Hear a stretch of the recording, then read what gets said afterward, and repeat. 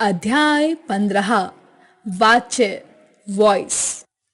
हम अपने विचारों, मनोभावों को दूसरों तक पहुंचाने के लिए भाषा का प्रयोग करते हैं। इसके माध्यम से हम जो भी कथन कहते हैं उनमें कभी कर्ता की, कभी कर्म की तो कभी भाव की प्रधानता होती है।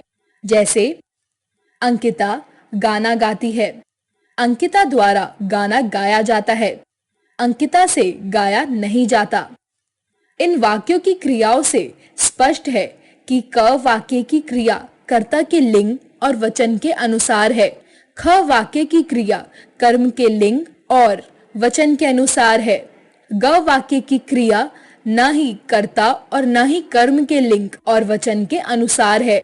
ये क्रिया भाव के अनुसार है। क्रिया के जिस रूप से यह जाना जाए कि वाक्य में क्रिया का मुख्य विषय कर्ता, कर्म या भाव है, उसे वाच्य कहते हैं।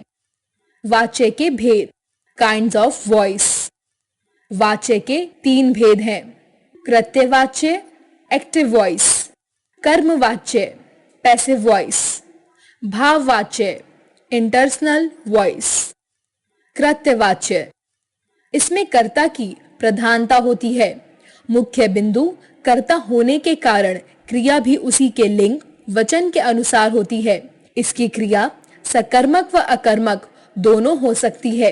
जैसे किसान खेतों को पानी देता है, अवनी आम खाती है, चिड़िया चहचहा रही है, मैं पत्र लिखता हूँ, वे खेल रहे हैं, पुलिस ने चोर को पकड़ा। कर्मवाच्य, इसमें कर्म की प्रधानता रहती है, इसलिए क्रिया का सीधा संबंध कर्म से होने के कारण क्रिया भी कर्म के लिंग, वचन के अनुसार होती है। इसमें कर्म कर्ता की स्थिति में होता है। जैसे किसान द्वारा खेतों को पानी दिया जाता है, अवनी द्वारा आम खाया जाता है, पुलिस के द्वारा चोर पकड़े गए, मेरे द्वारा पुस्तक पढ़ी जाती है, यहाँ हिंदी बोली जाती है, रमन द्वारा पत्र लिखा जाता है। विशेष, कर्मवाच्य की क्रिया हमेशा सकर्मक होती है। कर्ता के साथ के द्वारा या से चिन्ह का प्रयोग होता है। कर्म की प्रधानता होने के कारण क्रिया कर्म के अनुसार होती है। मुख्य क्रिया के साथ जाना धातु का प्रयोग सहायक क्रिया के रूप में किया जाता है। भाववाच्य, जहां न कर्ता की प्रधानता हो और न ही कर्म की, अपितु जहां भाव धातु का अर्थ प्रधान हो वहां भाववाच्य होता है। जैसे बच्चे से दौड़ा जाता है, मुझसे चला नहीं जाता, पक्षी से उड़ा जा रहा है, अब चला जाए, दादी जी से बैठा नहीं गया, रोगी से खाया नहीं जाता। विशेष, भाववाच्य में केवल अकर्मक क्रिया का प्रयोग होता है।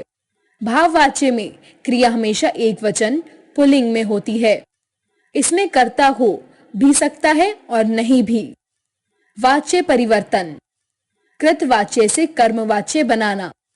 कृतवाच्य से क्रमवाच्य बनाते समय निम्न नियमों को ध्यान में रखना चाहिए। कर्ता के बाद के द्वारा या से लगाना चाहिए।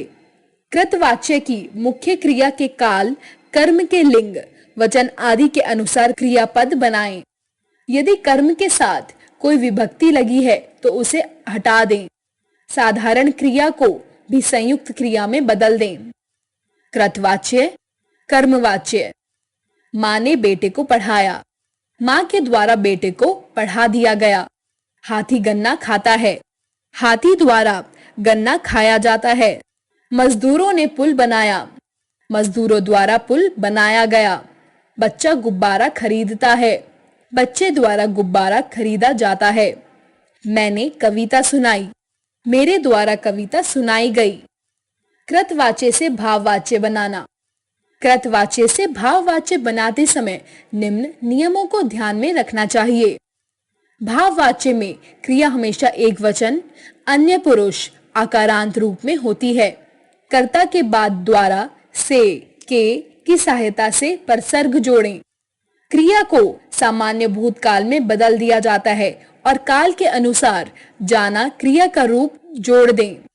भाववाच्य का प्रयोग ज्यादातर असमर्थता प्रकट करने के लिए होता है। कृतवाच्य, भाववाच्य। अजय देर तक नहीं पढ़ता। अजय से देर तक पढ़ा नहीं जाता। बच्चा नहीं बैठता। बच्चे से बैठा नहीं जाता। लड़कियां गा रही हैं। लड़कियों से गाया जा रहा है। वह नहीं सोता। उससे सोया नहीं जाता। अब उठो, अब उठा जाए। आओ दोहराएं। क्रिया के जिस रूप से यह पता चले कि वह वाक्य में कर्ता, कर्म या भाव में से किसके अनुरूप प्रयोग की गई वाच्य कहलाता है। वाच्य के 3 भेद हैं: कृतवाच्य, कर्मवाच्य, भाववाच्य। कृतवाच्य में कर्ता प्रधान होता है। क्रिया के लिंग, वचन उसी के अनुसार होते हैं। इसमें अकर्मक और सकर्मक दोनों प्रकार की क्रियाओं का प्रयोग होता है। कर्मवाच्य में कर्म प्रधान होता है। क्रिया के लिंग, वचन उसी के अनुसार होते हैं। इसमें केवल सकर्मक क्रियाओं का प्रयोग होता है। भाववाच्य में भाव प्रधान होता है। इसमें केवल अकर्मक क्रियाओं का प्रयोग होता है।